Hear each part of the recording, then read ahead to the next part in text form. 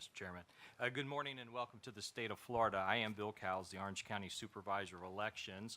Orlando is home to the #1 tourist designation in the world, Walt Disney World, and I appreciate this opportunity to speak with you all.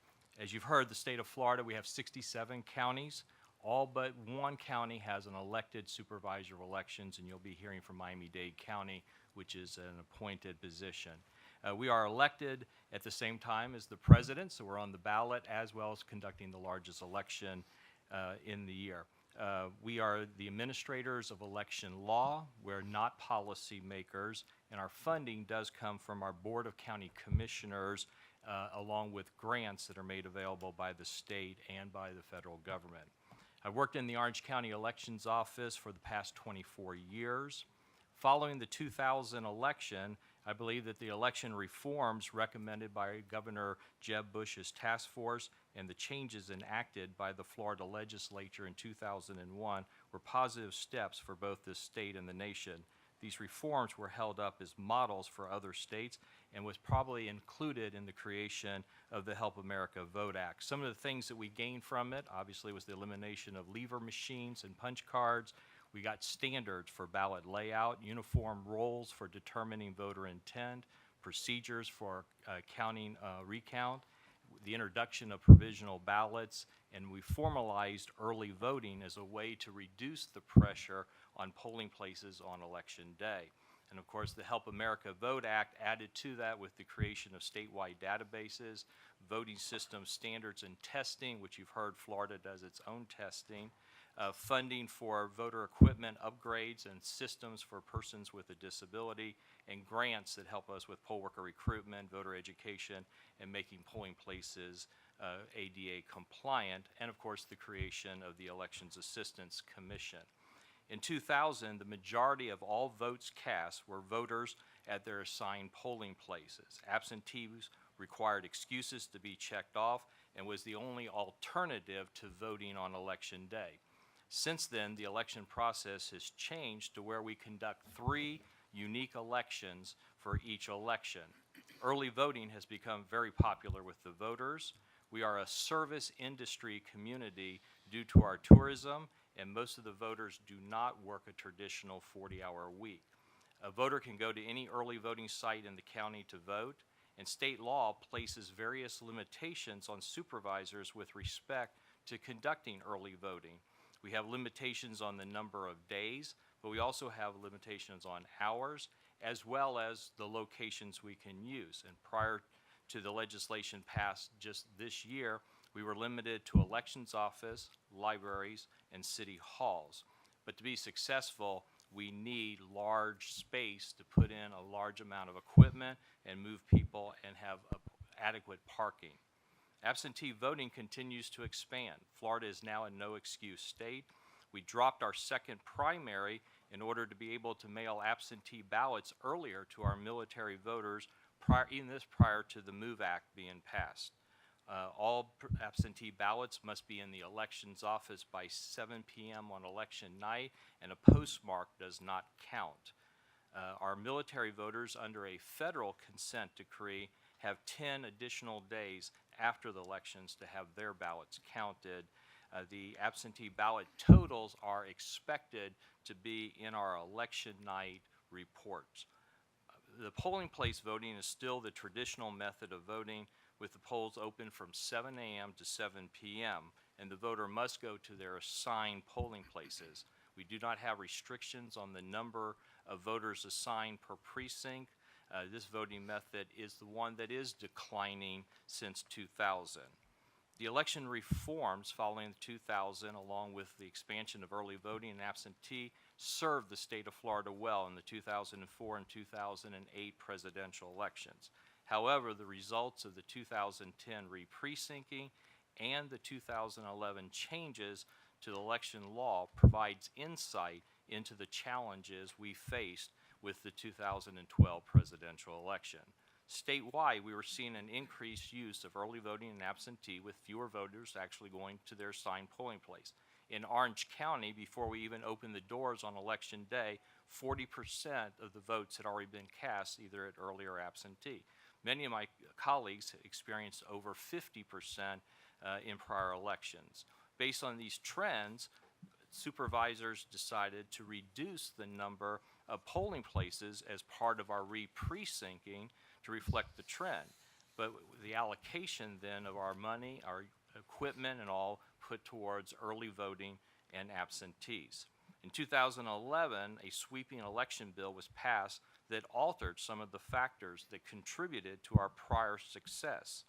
The key changes that affected Orange County and contributed to us having long lines at early voting and at the polling place on election night. First, the reduction of the number of days of early voting from 14 to 8, and that the first day was on a Saturday, which of course we immediately had lines. Previously, we could start on a Monday and build towards a weekend.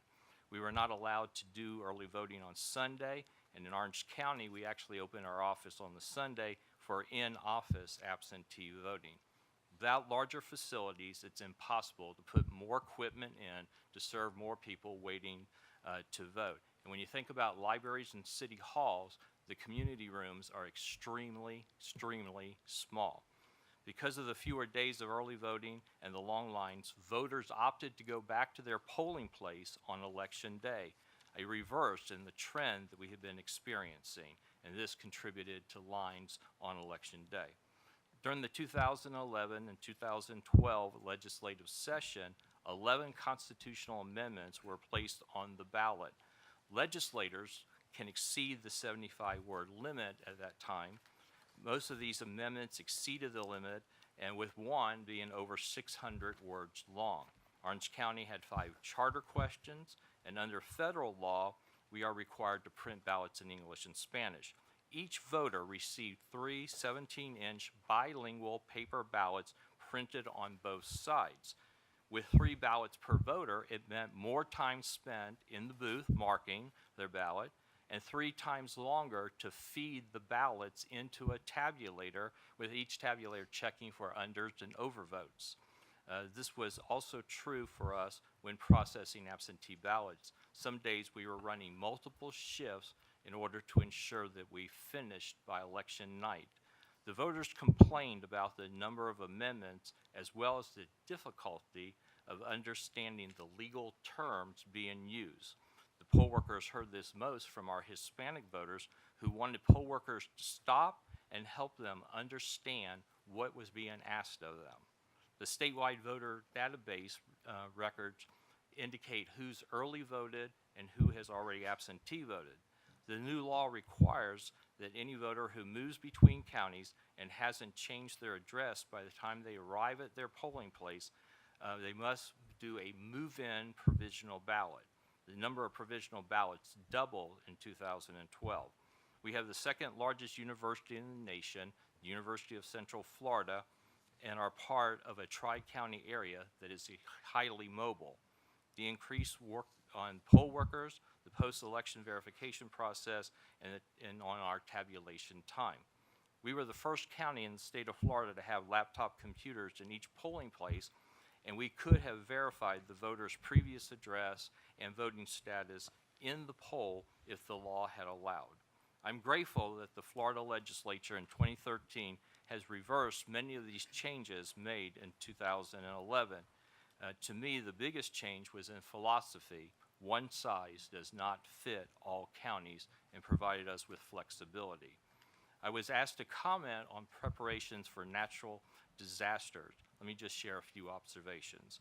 On August 24th, 1992, Hurricane Andrew hit South Florida and affected the Florida primary election on Tuesday, September the 1st.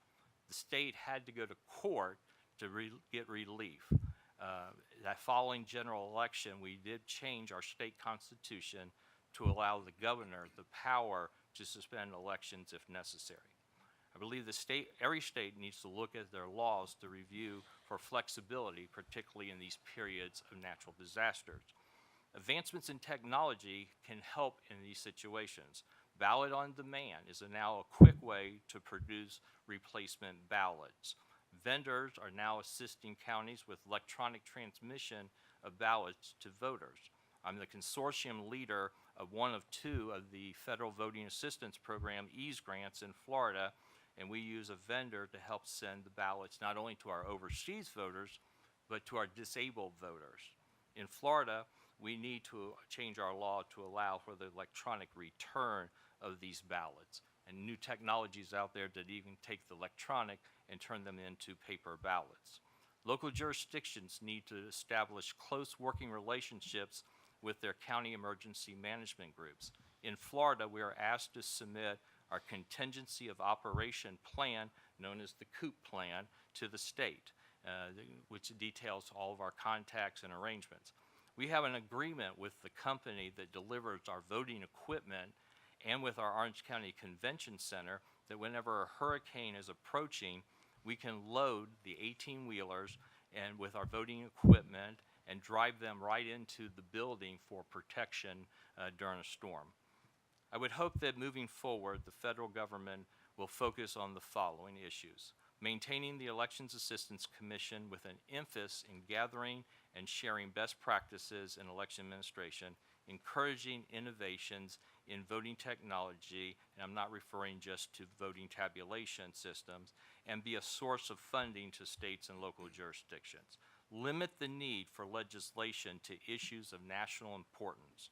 Remember, one size does not fit all states. Perceived problems or issues should be fully vetted prior to acting on legislation. And finally, the local election administrators know their jurisdictions the best and should have the flexibility, fiscal resources, and the best in technology to perform their duties. Thank you.